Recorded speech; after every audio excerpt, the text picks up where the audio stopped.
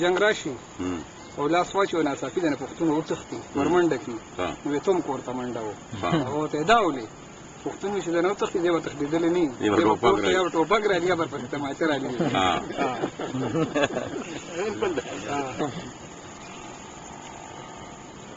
بس د پښتنو خبرې بیا سړی سړی اړوي خبرې بیا سړی سړی اړوي او څه په هنر مې ارادې اړوي او لا خو تنکای ده خو سراغ دی پکې په ځان قصدنه سې روجي اړوي او د پښتنو به درته څه ووایم په دې دنیا کې کشتي اړوي السلام علیکم وعلیکم السلام شکر دې څوک د کوم ځای نه سعودي عرب نه خبرې کوم سعودي عرب نه شانوازه په خیر دې څنګه یې خیر دی الحمدلله ته ما څنګه دې سره ملاو شو ما وای راته کوم ځای ملاو شوی وي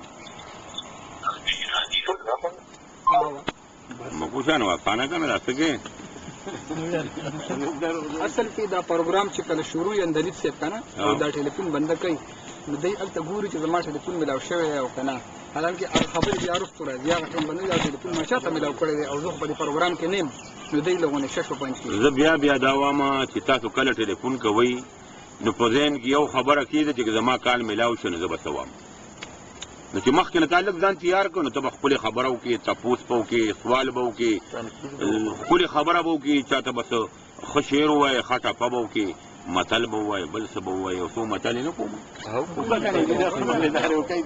لاس چې مات شي نو غاړې لځي لاس چې مات شي نو غاړې لځي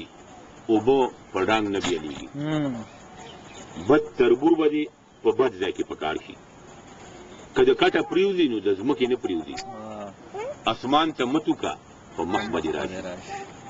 مور به دې مخ ته ګوري ښځه به دې ترخ ته ګوري خېټه به دې سپک کي خوټه به دې روک کي چې د کور اختیاري د موري نو د سر لانګړي سپوري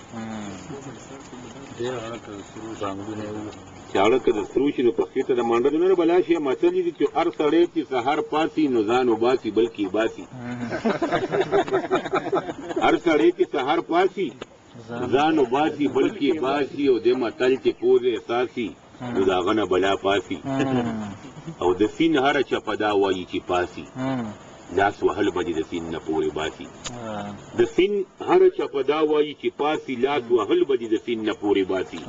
او په تدبیر چې د کوټې سوري بند نه کړي نو دا تدبیر دی چې به دغه کوټه ساسي تدبیر به کې ښه قسمت ته به نه کښېنې چې ما کوټه جوړه کړه پلاستک پاچې سلوپ پراولې پرناله به جوړې